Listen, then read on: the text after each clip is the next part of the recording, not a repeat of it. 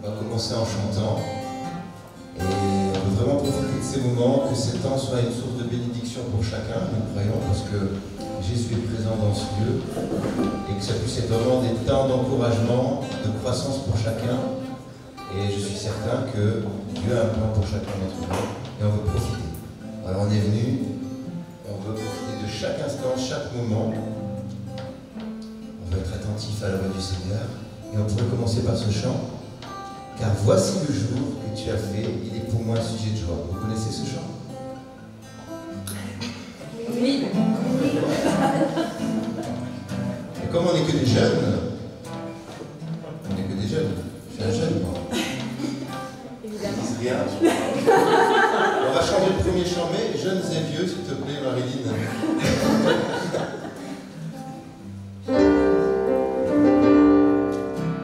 T'es prêt, William? T'as bien répété tout ça? Ok. Allez, on y va. Et je vais vous demander de vous lever. On va se lever pour ça. Et ceci je laisse au loin, je me tourne vers demain. À toi je remets mon être entier. Sont tenus vers toi, voyant tes souviens de toi. Je sais que tout ce que tu as pour moi est bon, si bon. Car voici le jour que tu as fait, il est pour moi un sujet de joie. Voici le jour que tu as fait, il est pour moi un sujet de joie. Je n'aurai pas peur pour demain, mon espérance est en toi. Voici le jour,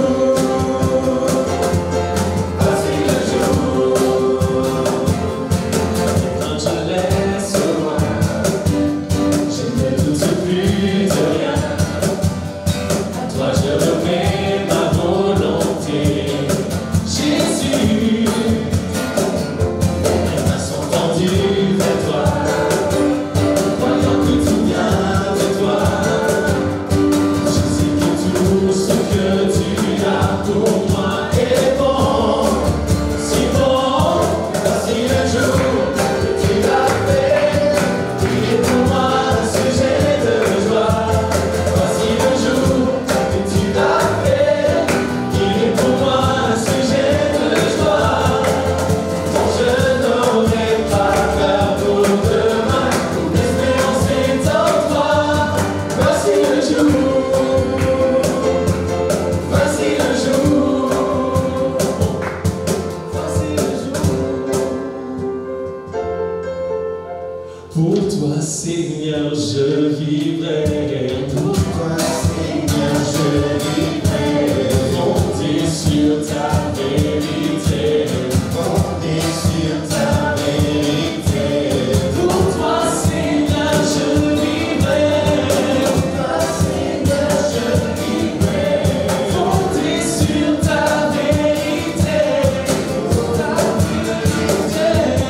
Voici le jour que tu as fait, il est pour moi un sujet de joie. Voici le jour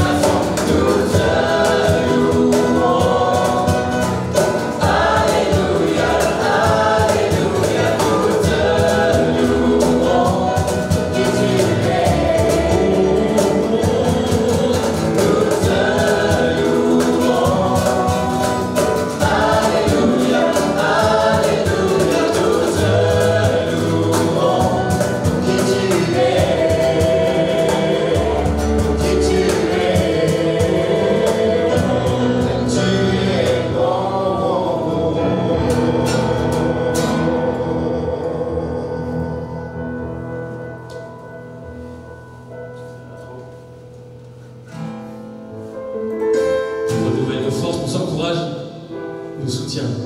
On va dire merci au Seigneur, merci pour ta présence. Seigneur Jésus, chaque jour, tu es là, tu es présent aussi dans ce lieu, on le sait.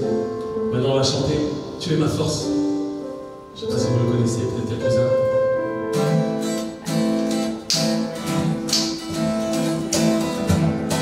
Qui est semblable à toi? Tu es redoutable, tu es incomparable. Mes peurs prennent le son de ta voix. Non, rien ne pourrait remplacer ta présence. Non, rien ne pourrait surpasser ta puissance. C'est près de toi que je désire me tenir. Près de toi. Tu es ma force. Tu me prends la main, me relève, me soutiens. Tu es ma force. Ma vie prend son sens sans ta présence. Tu es ma force. Tu me tends la main, me relève, me soutiens. Tu es ma force. Ma vie prend son sens sans ta présence. J'irai où tu m'appelles. Tu marches avec moi. Tu as fermé le pas. Oh Dieu, tu me connais par ton nom. Non, rien ne pourrait remplacer ta présence. Non, rien ne pourrait surpasser ta puissance. C'est près de toi que je désire me tenir. Près de toi. Tu es ma force. Tu me tends la main, me relève, me soutiens. Tu es ma force. Ma vie prend son sens sans ta présence. Tu es ma force. Tu me tends la main, me relève, me soutiens. Tu es ma force. Ma vie prend son sens sans ta présence. Couvre-moi de ta nuée. Fais-moi voir ta gloire. Tu es ma force. Tu me tends la main, me relève, me soutiens. Tu es ma force. Ma vie prend son sens sans ta présence. Tu es ma force. Tu me tends la main, me relève, me soutiens. Tu es ma force. Ma vie prend son sens sans ta présence. Tu es ma force.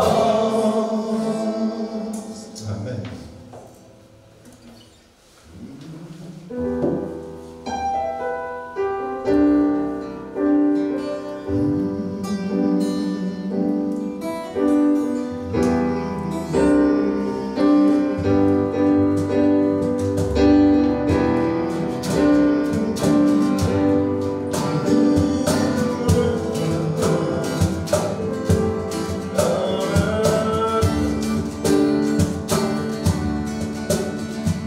Tu transformes mal en main. Ouvris les yeux de ta main. Unis comme toi. Comme toi. Dans tes lèvres tu brilles. Tu nous redonnes la vie. Unis comme toi.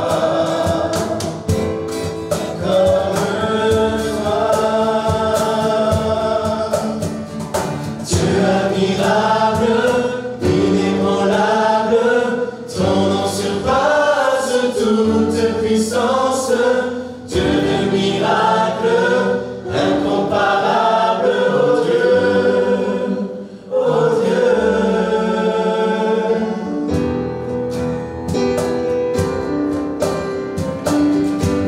On reprend, tu transformes mal en vin. Tu transformes mal en vin. Ouvris les yeux de ta main. Tu es comme toi.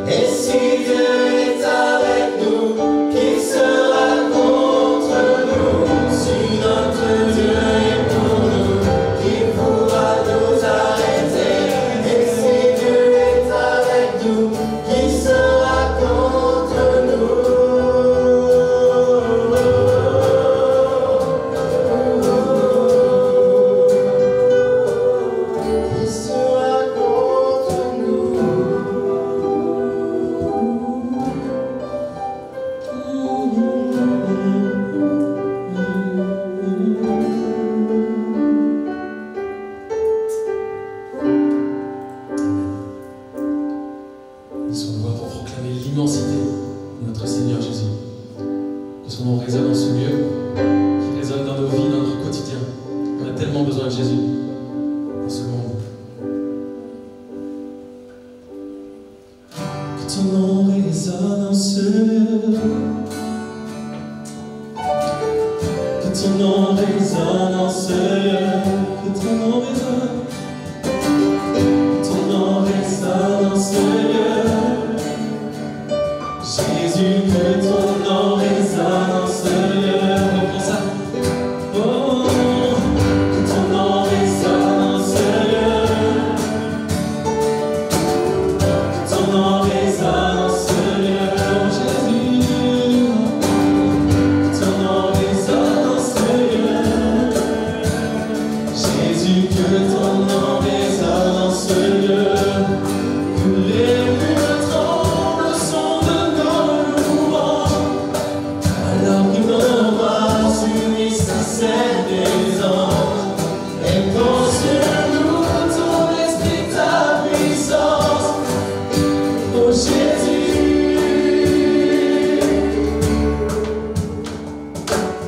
Que ton nom résonne en ce lieu. Que ton nom résonne. Que ton nom résonne en ce lieu. Que ton nom résonne en ce lieu. Jésus, que ton nom résonne en ce lieu. Que les murs tremblent au son de nos louanges, alors que nos voix s'unissent à celles des anges. Répand sur nous ton esprit, ta puissance, ô Jésus. Jésus, nous chantons ton nom en ce lieu. Oui, nous invoquons ton nom en ce lieu. Oui, nous te proclamons roi en ce lieu. Tu es Seigneur des seigneurs. Oh Jésus, nous chantons ton nom en ce lieu. Oui, nous invoquons ton nom en ce lieu. Oui, nous te proclamons roi en ce lieu. Tu es Seigneur des seigneurs. Que les murs tremblent au son de nos louanges, alors que nos voix s'unissent à celles des anges. Répand sur nous ton esprit, ta puissance, ô Jésus. Ô Jésus, nous chantons ton nom en ce lieu. Oui, nous invoquons ton nom en ce lieu. Oui, nous te proclamons roi en ce lieu. Tu es Seigneur des seigneurs. Oh Jésus, oui Jésus, nous chantons ton nom en ce lieu. Oui, nous invoquons ton nom en ce lieu. Oui, nous te proclamons roi en ce lieu. Tu es Seigneur des seigneurs. Que les murs tremblent au son de nos louanges, alors que nos voix s'unissent à celles des anges. Répand sur nous ton esprit, ta puissance, ô Jésus.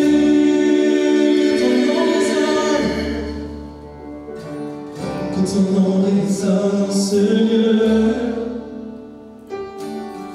Que ton nom résonne en ce lieu. Que ton nom résonne. Que ton nom résonne en ce lieu. Oui Jésus, que ton nom résonne en ce lieu.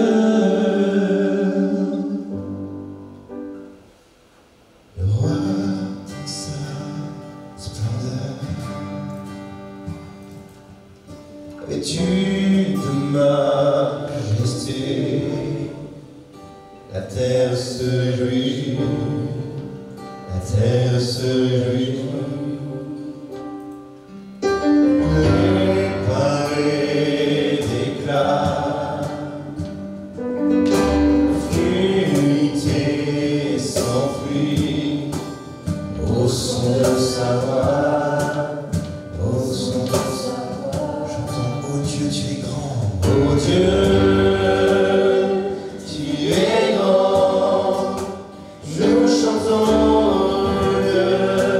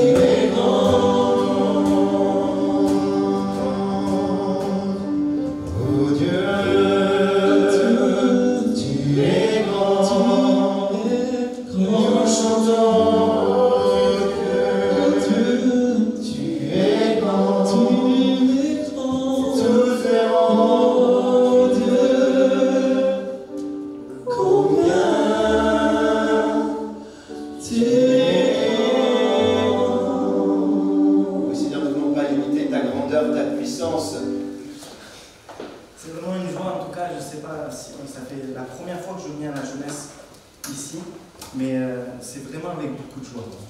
Et pour les jeunes, je m'adresse à vous. J'ai sorti le pupitre est là, mais on ne va pas faire comme on a l'habitude de faire, je dirais, de manière classique, permettez-moi de parler ainsi, dans le sens où vous allez écouter, je vais parler, et vous écoutez, et si vous avez des questions, ben, vous les gardez sur votre cœur. Hein. Voilà, on ne va pas faire comme ça, on va faire un petit peu différemment, parce que ce qui est important, c'est que vous puissiez comprendre l'importance de s'attacher à Jésus. Et je crois que si vous êtes là, ben, c'est quand même parce qu'au fond de vous, vous posez cette question, et que vous avez envie d'aller à la rencontre de Jésus. Jésus est ici, hein, il est vivant. Vous le croyez? Amen. Amen. Alors là, je vais partager avec vous un sujet, mais après, j'ai pour habitude de le faire aussi. On laisse du temps pour qu'il y ait des questions spontanées, et j'espère que vous en avez. Et ne me dites pas que vous n'en avez pas, parce que vous en avez plein, des questions. Vous n'osez pas forcément les dire. Il faut toujours une personne qui se lance, mais il y a Yoïne pour ça. Vous inquiétez pas. Voilà. Je vais vous inviter à prendre dans Matthieu 11. Et avec joie que j'ai vu que vous aviez vos piles.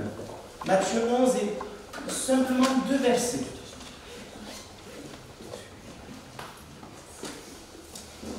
Matthieu 11, verset 28.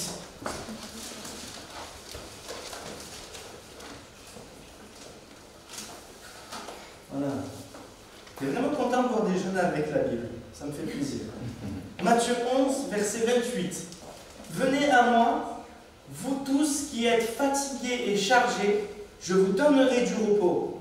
Prenez mon joug sur vous et recevez mes instructions, car je suis doux et humble de cœur, et vous trouverez du repos pour vos âmes, car mon joug est doux et mon fardeau est léger.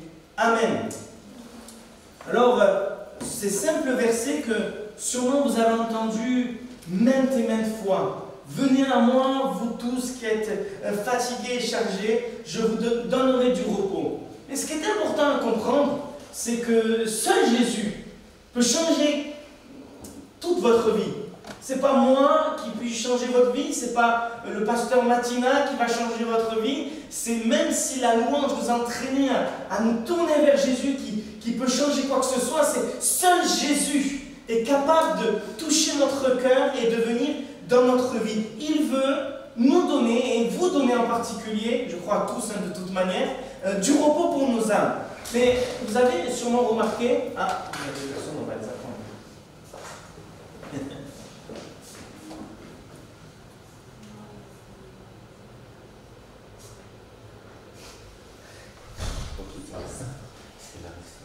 C'est un bon gâteau, retenez ça, on va en parler dans quelques instants. Un bon gâteau. Vous avez remarqué que Dieu veut nous donner du repos. Et je ne sais pas si vous êtes comme moi, mais le repos, c'est quand même quelque chose qui va passer en dernier temps, au dernier moment. Ça veut dire qu'on a des journées, même vous qui êtes jeunes, je vous le dis, je le sais très bien, vous avez des journées qui sont chargées. Et en tout cas, le repos, c'est quelque chose qui n'est pas prioritaire dans notre quotidien. Et bien souvent, on est chargé et on est fatigué. Et souvent, vous répondez comme cela à cette question, est-ce que tu vas bien? Ça va, tu as passé une bonne semaine? Vous répondez quoi en général? Ça veut le droit de parler, hein. Ne vous inquiétez pas. Vous répondez quoi? Ça va. Voilà, vous êtes comme tout le monde, en fait. Vous dites, ça va, tout va bien. T'as passé une bonne semaine? Oui, oui, tout va bien, tout va très bien. Et toi, ça va? En fait, ça va pas. Des fois, on dit ça va, mais ça va pas. Et c'est ce que le Seigneur veut que l'on puisse comprendre, que quand ça va pas, quand on a un tas de questions, quand on est bouleversé par certaines choses dans notre cœur, on peut se tourner vers lui, et lui seul a le réconfort et le repos pour nos âmes. Alors, je pose une question pour introduire un petit peu ce thème. Qu'est-ce que vous pouvez me dire de David? Tout le monde connaît David ou pas? C'est pas obligé, hein? Pas tout le monde. Vous pouvez me dire quoi de David? Soyez pas pressés, moi je ne suis pas pressé, on a fait 1h30 de route et franchement, on n'est pas pressé de rentrer. Vous pouvez me dire quoi de David?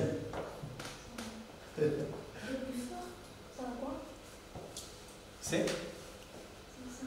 T'es sûr? C'est un roi, oui. C'est un roi. Qu'est-ce que vous connaissez d'autre de David? Il a tué Goliath. Waouh! Quel exploit! Non, mais c'est vrai, c'est important. Il est le seul qui a été capable d'arrêter le géant Goliath parce qu'il défiait Dieu.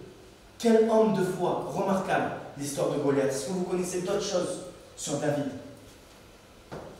Sur ses exploits? Moi, je ne suis pas pressé. Est-ce qu'il n'a pas écrit des choses qui sont merveilleuses? Ah, les psaumes. Il y a bon nombre de psaumes, c'est David qui les a écrits. J'en ai noté juste un. Le psaume 16 au verset 11 qui dit « Tu me fais connaître les sentiers de la vie, il y a d'abondantes joies dans ta présence, un bonheur éternel est à ta droite. » Est-ce que vous avez vécu déjà des choses comme cela? Un bonheur éternel. Merveilleux, non? Oh, c'était vraiment un homme remarquable. Je pense que David avait mais zéro souci. Et pourtant, quand on lit, il est capable d'écrire ceci. Il dit, il y a d'abondantes joies dans ta présence.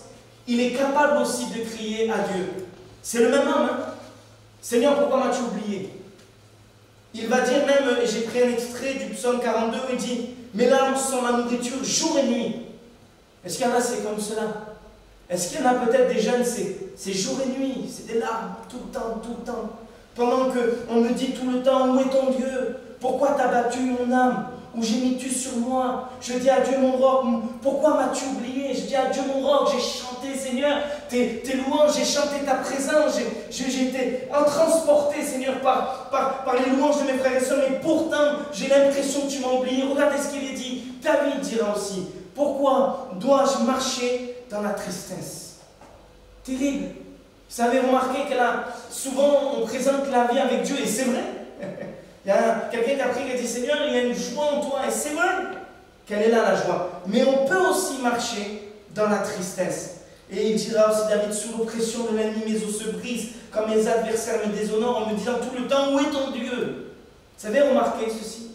Moi, je vous parlais avec sincérité, comme on le fait quand on ouvre la parole de Dieu, mais avec, je dirais, cette proximité de ce que l'on peut vivre au quotidien. La vie avec Dieu, elle est belle, mais elle est loin d'être facile. À moins qu'à Montpellier, ça soit évident pour vous, et en particulier pour les jeunes à Montpellier, tout va bien.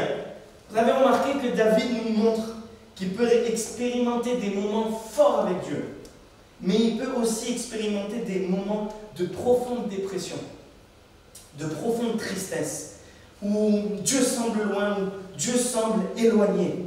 Et avant d'aller plus loin, j'aimerais quand même préciser que dans le même psaume, psaume 42, vous le relirez si vous voulez, il dira en parlant à lui-même, attends-toi à Dieu, car je célébrerai encore, il est mon salut et mon Dieu. En fait, David a conscience de la réalité de sa vie, ce qu'il est en train de traverser, et pourtant, il est là et il souffre dans son cœur et il s'accroche quand même à Dieu. Il dit, je sais que c'est en toi que je vais avoir le moyen de sortir de toutes ces difficultés par lesquelles je suis en train de passer. Parce que David est un homme selon le cœur de Dieu. Je pensais que certains l'auraient dit en disant, est-ce que vous connaissez quelque chose de David? Parce que seul David, il est dit qu'il est l'homme selon le cœur de Dieu. Ce n'est pas le seul homme de la Bible, ni la seule femme de la Bible, selon le cœur de Dieu. Mais il avait cette caractéristique et d'être proche de Dieu, de rebondir, et lui n'est pas tombé dans la dépression en tant qu'enfant de Dieu. Mais en tout cas, ce qui est sûr, et si je vous dis cela, c'est parce que la tristesse, la dépression, l'angoisse, et on peut en passer, ça touche énormément, beaucoup plus que ce qu'on croit, ceux qui suivent et qui marchent avec Jésus, et notamment les jeunes. Notamment les jeunes, d'ailleurs les jeunes en général. Je ne sais pas si vous êtes tous chrétiens ici, mais en tout cas, la tristesse, la dépression, l'angoisse dans le monde, c'est catastrophique. Ça augmente de jour en jour. Vous savez qu'il y a un jeune sur 5 qui est touché avant ses 18 ans par la dépression. C'est beaucoup quand même. Là, on est une dizaine, ben, il y en a moins 2. C'est ça que ça veut dire. Il y en a moins 2 ici qui ont été touchés par la dépression. Bien sûr, c'est une moyenne. Mais c'est une réalité. Tu peux vivre la tristesse, tu peux vivre l'angoisse, tu peux vivre la dépression. Et peut-être que certains diront, oui, mais c'est pas vraiment ce que j'entends. Parce qu'on dira, oui, mais nous, on est chrétiens. Non? Est-ce qu'un pasteur peut être touché par la dépression? Ben non, quand même pas, et c'est un homme de foi. Non? Répondez-moi, je peux. Ben ouais, on peut, bien évidemment qu'on peut. La réalité, c'est que même quand on est chrétien, on peut être comme David, chargé et fatigué. Et peut-être tu es venu ici, tu t'accroches à Dieu, mais tu es comme David. À un moment de désespoir dur dans ta vie, tu dis, je suis chargé et fatigué, et seul Dieu sait ce que je vis. Seul Dieu sait ce qui est en train de se passer dans ma vie. J'ai personne pour en parler. Je cache ma tristesse, je cache mes angoisses, je cache ma dépression. Et le Seigneur veut t'amener ce soir, aller à sa rencontre, pour vraiment que tu puisses sentir la paix et ce que le Seigneur veut t'apporter dans ton cœur. Oui, vous savez que les jeunes, aujourd'hui dans le monde, je parle, ils se suicident de plus en plus tôt. Vous allez me dire, mais tu apportes la bonne nouvelle, Jonathan, ou tu apportes la mauvaise nouvelle? J'apporte la bonne nouvelle, vous inquiétez pas, vous allez voir. Il y a de plus en plus de suicides, de plus en plus de dépression, de plus en plus tôt. Et pourquoi de plus en plus qu'avant? Pourquoi un jeune aujourd'hui à l'âge de 10 ans, il va être touché par ces choses-là, avoir des pensées de suicide à l'âge de 12 ans? Je vais vous dire pourquoi. Parce que le monde, il est fou. Excusez-moi, mais ça va à Marseille, on a une expression de Marseille. Il part en biberine. Et c'est le cas. Ça va de plus en plus mal. Il y a des choses qui... Il n'y a plus de valeur. Je parle avec des jeunes, ils ne savent plus ce qu'ils veulent faire de leur vie. Tu veux faire quoi plus tard? Je ne sais pas. Est-ce que tu en as quelque chose à faire? Non. Il n'y a plus de but. Il y a une perte d'identité. On ne sait plus qui est un homme, qui est une femme. Tout ça, c'est une ère de crainte et de désespoir. En tant que chrétien, on ne sait plus comment se positionner. À tout moment, on peut prendre une bombe sur la tête. Ah, c'est pas que dans la bande de Gaza. C'est pas que ailleurs, en Ukraine. À tout moment, il peut y avoir des choses là. En tout moment, on entend parler du cancer.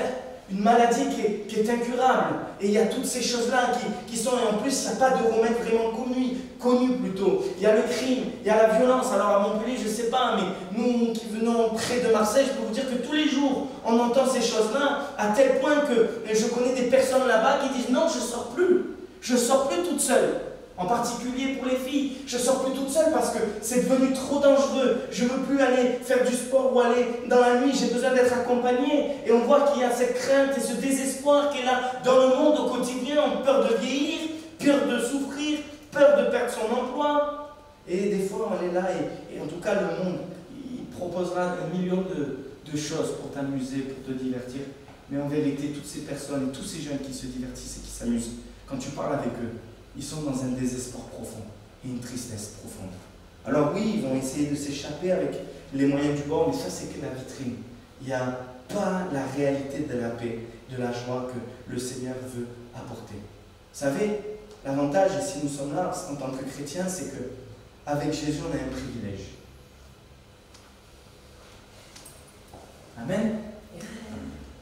Normalement, tout le monde dit « Ok, c'est vrai, Jonathan, on est d'accord avec toi, avec Jésus, on a un privilège. » Vous savez, c'est lequel? C'est la joie et la paix. Une joie et une paix que les autres ne peuvent pas connaître. Quand on est dans sa présence, je ne sais pas, ça vous a touché de chanter les chants? Ça vous a fait quelque chose de chanter les chants? Ben, pourquoi? Parce qu'on est bien dans la présence de Dieu. On est bien quand on élève la voix, quand on a chanté ce chant que je ne connaissais pas, Tu es ma force. Hein, c'est le titre peut-être du chant. Présence. Dans ta présence, présence. Bam, dans la présence du Seigneur. Et bien c'est vrai que ce chant m'a touché, je ne le connaissais pas parce que je dis mais c'est vrai, les paroles m'ont parlé et on est enveloppé comme ça. Et les choses, quand on est chrétien, les choses du monde, elles ne nous atteignent pas dans notre quotidien. Elles ne nous affectent pas comme elles pourraient affecter quelqu'un que l'on connaît à l'école ou peut-être dans notre entourage. Ça ne doit pas nous atteindre, non? Vous êtes d'accord avec ça? Oui ou non? Oui. Ça ne doit pas nous atteindre. Oui. Non? Alors je veux changer la question. Est-ce que ça peut nous atteindre? Oui? Non? Eh oui, ça peut nous atteindre. On peut avoir une foi pleine en Dieu. avoir des expériences dans le passé avec le Seigneur et un jour défaillir. Et ça, c'est valable pour tout le monde. Et en particulier pour nous, enfin, quand je dis nous, pour vous qui êtes jeunes, c'est bizarre de parler comme ça, je suis parlé depuis peu comme ça. Et vous qui êtes jeunes, au bout d'un moment, Jésus va prier pour Pierre. Qu'est-ce qu'il va dire dans sa prière? Je prie pour toi, afin que ta foi ne défaille pas, afin que tu sombres pas tellement loin que tu t'éloignes de Jésus, que tu l'oublies. Et ça, c'est une réalité. Tous, nous passons par des moments de tristesse, par des moments de dépression, peut-être plus ou moins fortes. Et en tout cas, toutes ces choses qu'on vient de décrire, ça peut soudainement, vous savez, c'est un petit peu passager, il y a des jours oui, il y a des jours sans, non? Je vais demander à vos parents, vous allez voir, ils vont me dire, ah ouais, il y a beaucoup de jours sans d'ailleurs. Il y a des jours avec, des jours où on n'a pas envie, des jours où on est bien disposé, des jours où on n'est pas bien disposé, mais des fois on est dénué de joie, nos problèmes, ça apparaît comme une montagne, on a l'impression qu'il n'y a plus de sens, on prend la pitié sur nous-mêmes, mais il faut faire attention à ces choses-là parce que ça c'est passager. C'est passager, j'ai envie de dire, c'est normal, il faut faire attention quand ça devient régulier. Parce que c'est le régulier dans ces choses-là qui nous éloignent de Dieu et qui nous font tomber dans la dépression. Vous savez, peut-être que certains ont déjà prié en disant « J'aurais préféré ne pas naître. J'aurais préféré même mourir. » Moi, je le sais parce que je l'ai dit plusieurs fois dans ma jeunesse. Est-ce que vous connaissez un homme de Dieu qui est tombé dans une dépression forte? Les jeunes. Non, ça se passe pas bien. Là, Saül a vécu des moments difficiles dans sa vie, mais c'est parce qu'il n'a pas obéi à Dieu. Mais c'est vrai. Là, je parle d'un homme de Dieu qui restait fidèle à Dieu. Job était remarquable parce que justement, avec tout ce qu'il a vécu, il n'est pas sombré dans l'incompréhension certainement. Mais je ne parle pas de lui. Élie, un homme remarquable. Vous savez, regardez, je lis pour vous, écoutez bien, si vous voulez les références, vous relirez dans 1 Roi 19. Mais écoutez ce qu'Élie dit, un homme de Dieu remarquable. Il vient de vivre une expérience incroyable avec Dieu. Il vient de vivre justement le feu descendu du ciel. Pour un dit Élie, voyant cela, il se leva et s'en alla pour sauver sa vie. Il arriva à Beersheba qui appartient à Juda et il laissa son serviteur. Pour lui, il alla dans le désert où, après une journée de marche, il s'assit sous un genêt, il demanda la mort en disant « C'est assez, maintenant, Éternel, prends mon âme, car je ne suis pas meilleur que mes pères. » Vous avez remarqué ça? C'en est assez. 1 Roi 19, si vous voulez, la référence.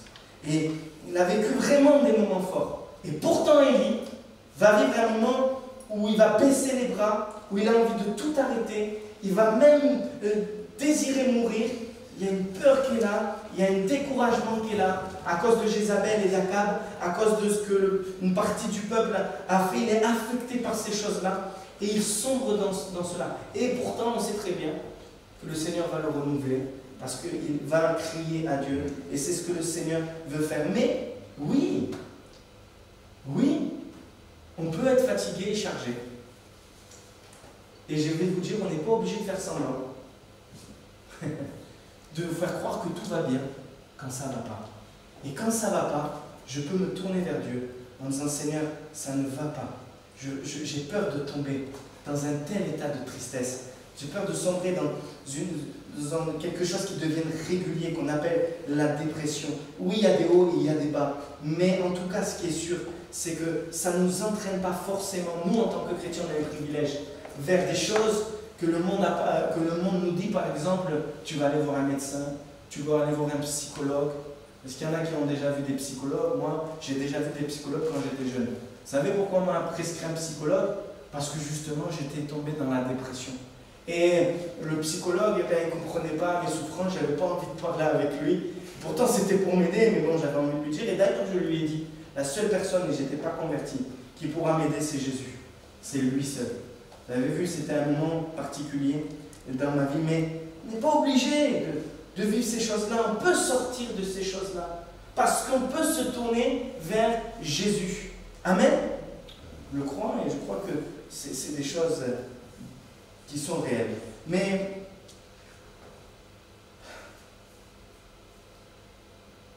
la dépression, c'est quelque chose de sérieux. Vous allez voir qu'il y a une bonne nouvelle. Mais je sais que ça touche les jeunes. Beaucoup plus que ce qu'on croit. Parce que plus je parle avec des jeunes, et plus je me rends compte que même s'ils s'approchent de Jésus, dans leur vie, ils sont tout le temps tristes. Ils ne vivent pas la joie et la paix de Jésus. Pourquoi? Parce qu'au final, en secret, ils vivent de l'harcèlement à l'école. Et puis, ils sont tristes aussi parce qu'il y a quelque chose qui peut se passer dans vos vies qui s'est peut-être déjà passé, qui amène forcément à vivre des moments difficiles, c'est la perte d'un proche. Voyez-vous, quand on perd quelqu'un, et bien même en tant que chrétien, forcément, ça nous affecte. Pourquoi je prends cet exemple? Parce que c'est après ces moments-là que dans ma vie, à moi, je prends un exemple personnel où j'ai sombré véritablement dans une dépression. J'ai 18 ans quand je choisis de me convertir. 18 ans quand je passe par les eaux du baptême. À 18 ans, mon grand-père meurt. Il était jeune, il avait 60 ans, c'est très jeune. Pour mourir en tout cas, c'est jeune. Et le jour où il était là, j'étais en internat, le jour où il est mort, je sais que dans mon cœur, j'étais travaillé parce que je voulais aller le voir. Il fallait que je m'échappe en cachette, vous savez, de l'internat, on n'avait pas le droit de sortir. Mais bon, c'était une vieille habitude qu'on avait, on sortait quand même. Mais là, j'étais chrétien, donc voilà, je ne peux plus trop faire ça. Alors j'avais un combat, je voulais être droit, je voulais marcher droit avec le Seigneur, et pourtant il y avait quelque chose qui me disait va voir ton grand-père, et je ne l'ai pas vu. Je ne suis pas allé le voir, j'ai lutté avec ça, parce qu'il s'était disputé avec ma grand-mère. Et ça avait commencé, le lundi passe, et de suite on cligne des yeux, c'est dimanche. Et une semaine s'est écoulée, elle s'est dit mais bon, j'ai pas une nouvelle, pas de nouvelle. Bonne nouvelle. Ben, c'était pas une bonne nouvelle, parce qu'en fait ça faisait une semaine que mon grand-père était mort. Et on n'a même pas pu le voir parce qu'il était dans un état, on ne pouvait pas le voir. Et ça a été très difficile pour moi, parce que je venais de me tourner vers Dieu. J'ai fait confiance à Dieu. Et c'est comme si je m'en voulais à moi, c'était ma faute s'il était mort. Je disais, mais non, c'est pas ta faute, combien de conseils on a reçus comme ça? Mais c'est pas ta faute. Et pourtant, toi, tu es sûr que c'est ta faute. Et dans ces moments-là, on peut ne plus avoir envie de lire la Bible, on ne veut plus avoir envie de prier, et surtout, pour ceux qui ont vécu ça, on ne veut plus de conseils de chrétiens, de pasteurs, surtout pas des parents, surtout pas des amis. C'est bon, ça va, je gère. Hein? C'est ce qu'on dit. Tout va bien, c'est la vie, c'est comme ça. Et pourtant, on se morfond et on commence à tomber dans un état négatif. Ça impacte notre propre vie, ça impacte celle des autres. Nos décisions, elles sont souvent impulsives, elles sont souvent erronées, à tel point que oui, on fait déjà plusieurs tentatives de suicide. Donc c'est quelque chose qui est réel, une tristesse, une profond désespoir. Et pourtant, j'avais senti la présence de Dieu. Et pourtant, j'avais goûté à la présence de Dieu. Mais la bonne nouvelle, elle est là. C'est qu'on peut sortir rapidement de cet état d'angoisse et de stress, de cet état de tristesse, parce qu'on s'approche de Jésus. Il est le seul capable de nous donner la paix et la joie. Amen. Vous savez ce qu'il est dit dans la parole de Dieu, de ce que Jésus va faire avec Élie? Élie a crié, il a dit, je veux mourir, j'en ai marre, je ne veux plus, c'est trop dur.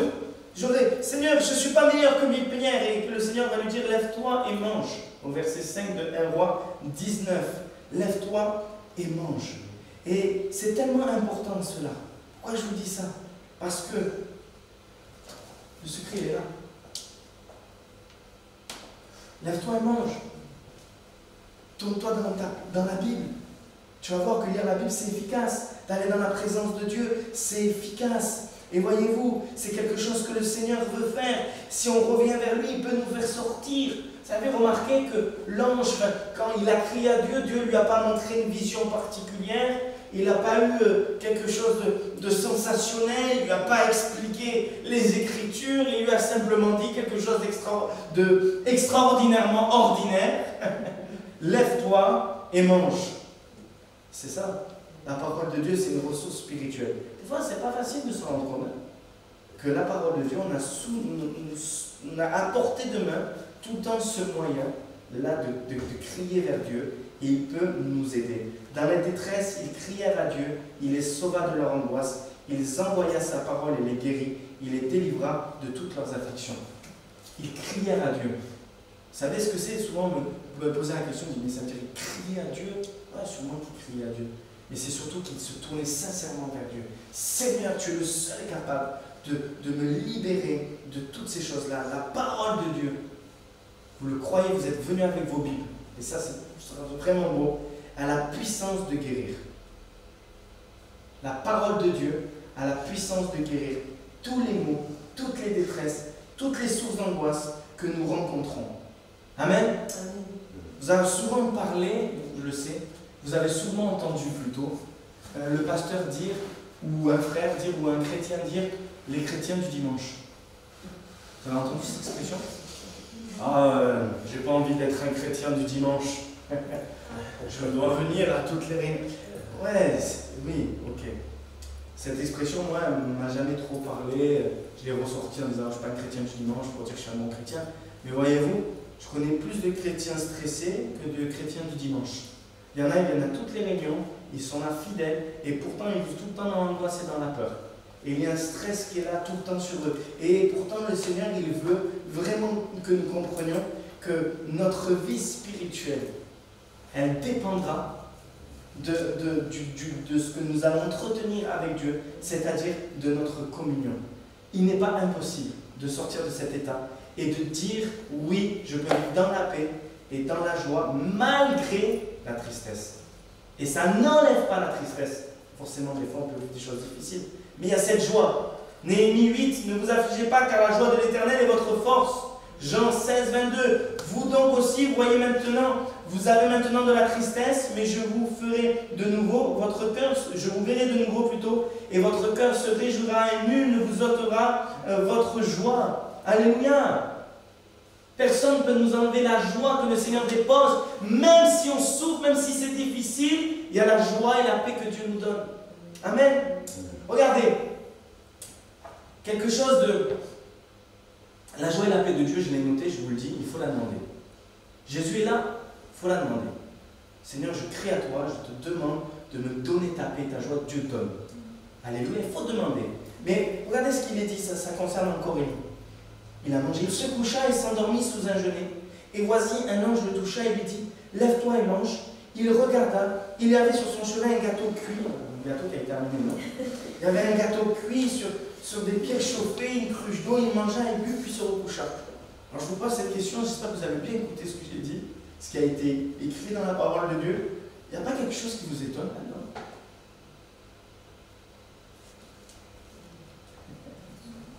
Moi, quand je l'ai lu, j'ai dit gloire à Dieu. Je comprends certaines choses que je ne comprenais pas avant. Quelque chose qui vous a... Vous pouvez dire peut-être le gâteau? Non, c'est le gâteau? Non? Je vais vous dire. Ça, je ne vais pas trop tourner. Il se coucha. Il était tellement fatigué qu'il est parti se coucher. Vous savez ce que Dieu a fait?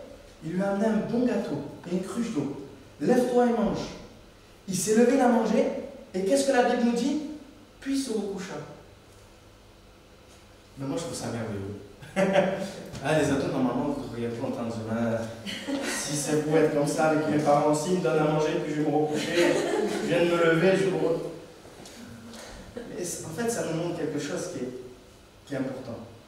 Dieu nous donne le repos de l'âme.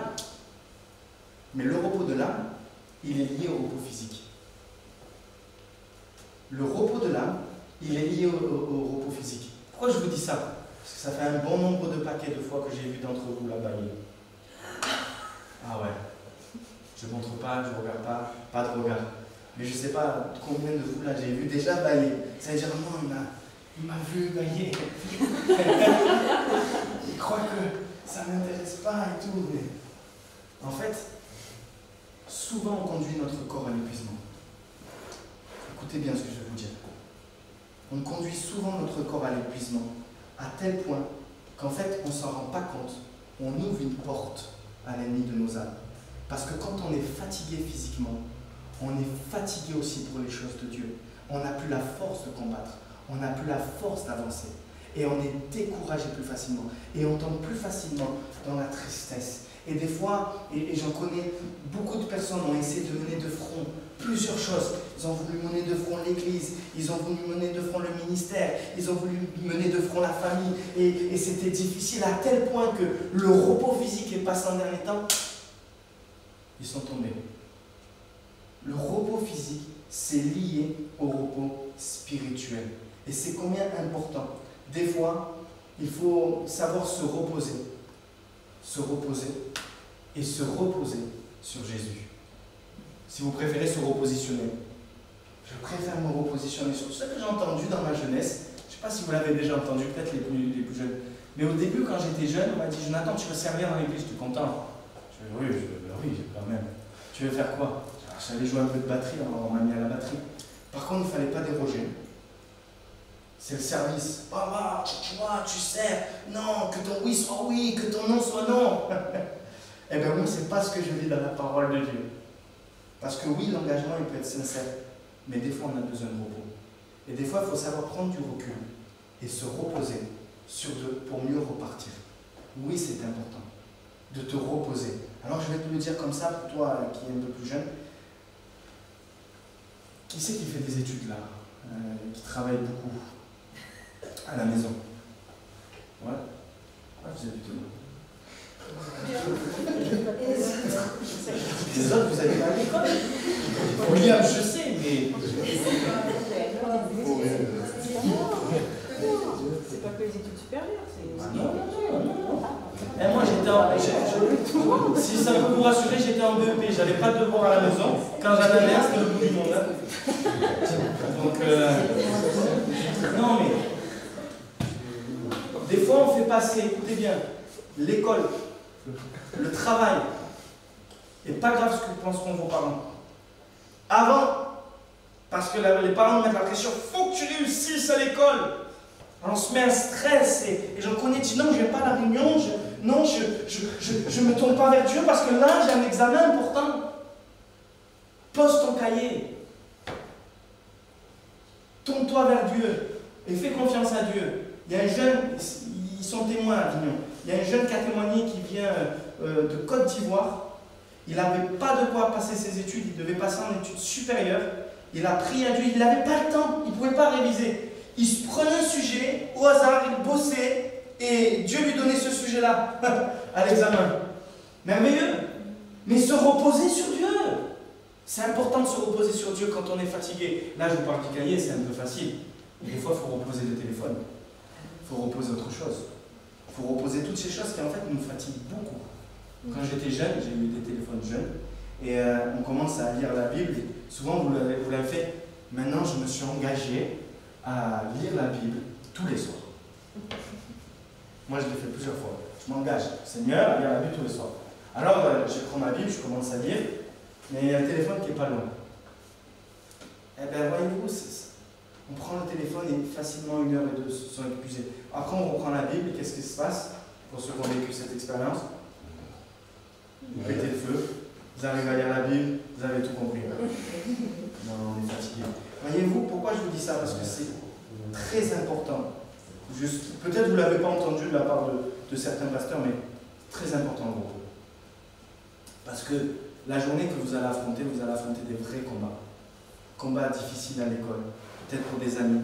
Et si vous êtes fatigué physiquement, j'ai du mal à croire que vous allez combattre spirituellement. Comprenez? Parce que c'est lié. Et c'est le Seigneur qui nous demande vraiment de se reposer. Il s'est endormi, il a mangé, il a bu, et il s'est recouché pour après repartir. Et des fois, il vaut mieux se recoucher quand on est fatigué, prendre du recul et dire Seigneur, oui. Est-ce qu'il y a des exemples dans la parole de Dieu? Marc 6, je le lis pour vous. Les apôtres se rassemblèrent auprès de Jésus et lui racontèrent tout ce qu'ils avaient fait et ce qu'ils avaient enseigné. Il leur dit, venez à l'écart dans un lieu désert et reposez-vous un peu. C'est un conseil de Jésus. Mais des fois, le Seigneur Jésus dit, mais viens à l'écart un peu, repose-toi. Vous savez pourquoi? Car beaucoup de personnes allaient et venaient et n'avaient même pas le temps de manger. Souvent, j'ai entendu des jeunes qui faisaient des études, parce que moi, je n'ai pas fait beaucoup d'études. J'ai toujours pris le temps de manger. Mais je sais qu'il y a des jeunes qui ne prennent plus le temps de manger, même en famille. prennent plus le temps de ces choses-là. Et voyez-vous, c'est important, des fois, de faire confiance à Dieu.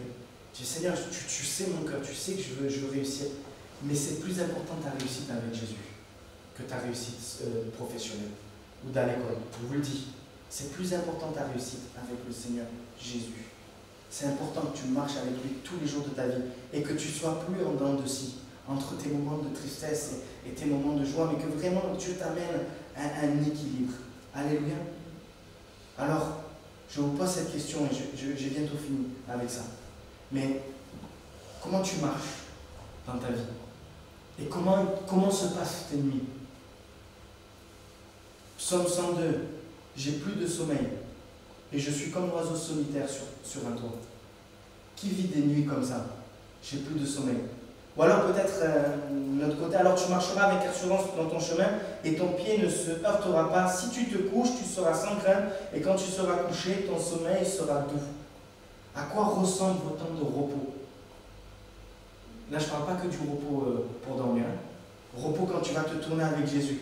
Psaume 4, 8. Je me couche et je m'endors en paix, car toi seul, l'Éternel, tu me donnes la sécurité de ma demeure. Qui c'est qui se couche et qui s'endort à un bout de 2 minutes? C'est pas que j'ai pas de problème.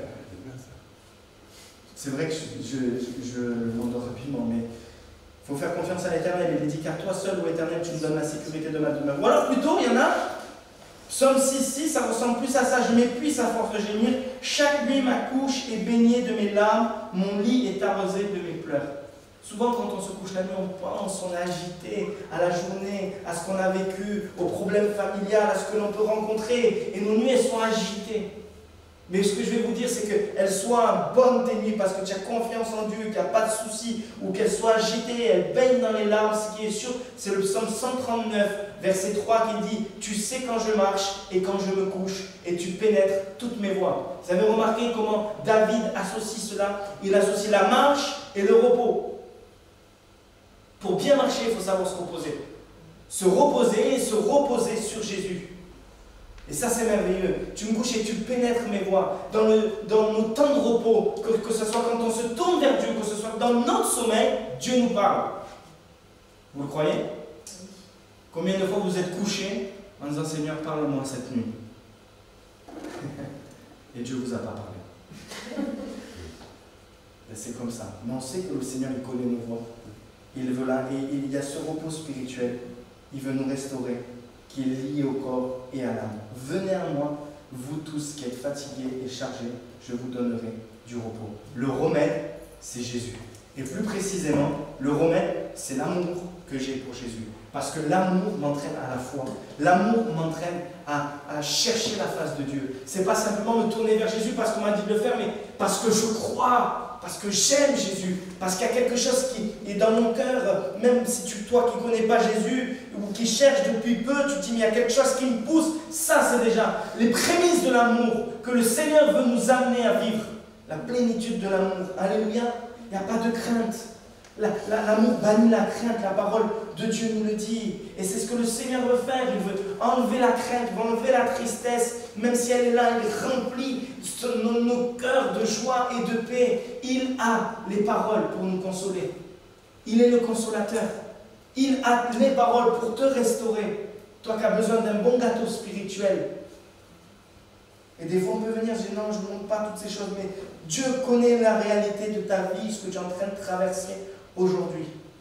Psaume 130, des profondeurs de l'abîme, je t'invoque, ô Éternel. Seigneur, écoute ma voix, que tes oreilles soient attentives à la voix de mes supplications.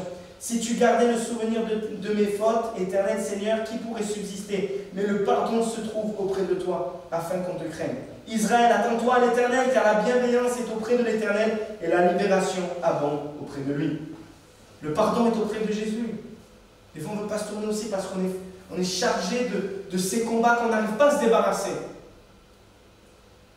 Ce péché que l'on traîne depuis tant et tant de temps, qui sont là, dit Seigneur, je suis dans un contexte, j'en parlais avec quelqu'un récemment, mais il me disait, mais quand je suis dans un contexte favorable, ça va, mais quand je ne suis pas dans un contexte favorable, alors le péché est là, il m'attaque et j'arrive pas à chuter, c'est difficile. On sait qu'auprès de Jésus, on a le pardon et la libération totale. Il faut toujours se tourner vers Jésus. Je ne sais pas quoi vous dire d'autre si ce n'est cela. Dans les temps dans lesquels vous vivez, vous voyez bien ce qui se passe ailleurs. Vous voyez bien ce qui se passe à la télé. Vous connaissez le contexte particulier du monde. Moi, je vais vous dire, vous êtes fortement, sûrement, cette génération qui va connaître l'enlèvement. Comment un pasteur peut l'affirmer? Ça ne l'affirme pas, je le crois. Comme Paul l'a cru, il ne l'a pas vu. Mais là, il y a beaucoup de choses qui se passent. Il y a beaucoup plus de choses qui se passent, qui sont décrites. Alors on peut venir auprès de Jésus, déposer nos fardeaux. Amen. Je vais prier, finir par la prière. Après, on va avoir un temps d'échange. Seigneur, je te remercie. Parce que je me souviens bien, Seigneur, combien de fois j'ai essayé de masquer ma tristesse, cacher ma peine, cacher mes souffrances, cacher mes angoisses, mes inquiétudes, cacher mon péché. Et cela m'a amené, Seigneur, à vivre une marche qui me paraissait loin de toi et pénible. Mais Seigneur, quand j'ai compris que le secret se trouvait, le remède se trouvait dans ta présence, quand on s'approche de toi, quand on crie à toi, quand sincèrement, Seigneur, on te prie et on te demande de mettre cette paix, ta paix dans nos vies, ta joie, Seigneur, dans nos vies, rassure-nous, Seigneur. Parce que oui, tu l'as dit, nous serons avec toi si nous croyons en toi. Quoi qu'il puisse arriver, un jour nous serons dans le ciel de gloire. Oui, Jésus, que tu puisses renouveler nos forces, comme tu l'as fait pour Élie dans sa marche. Que tu puisses vraiment nous donner la force, Seigneur, et vraiment ce côté pratique de mettre en pratique ta parole, Seigneur Jésus, afin de trouver la force de continuer à marcher, mais surtout d'aller jusqu'au bout, afin d'aller là où tu es, Seigneur, parce que c'est le désir de notre cœur. Aide-nous à te ressembler, Jésus. Aide-nous à te plaire. Aide-nous à être agréable. Comme David, Seigneur, nous voulons que tu puisses dire de chacun d'entre nous, voici, Seigneur, un homme qui a les mêmes dispositions de cœur que ceux de David. Gloire à toi, mon Père. Amen. Amen. Amen. Voilà.